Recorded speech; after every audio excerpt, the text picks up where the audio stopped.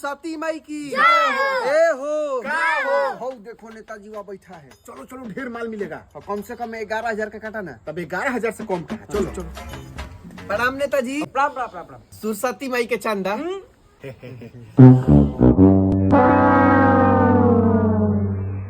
10 रुपए दे रहे हैं नेताजी। पर्ची तो 11,000 का है ना।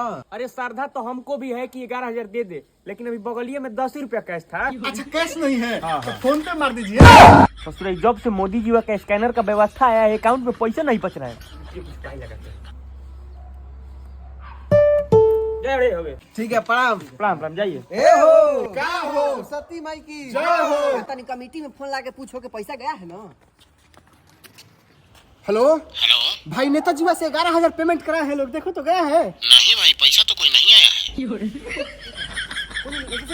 नेताजी धोखा दे दिया का। चल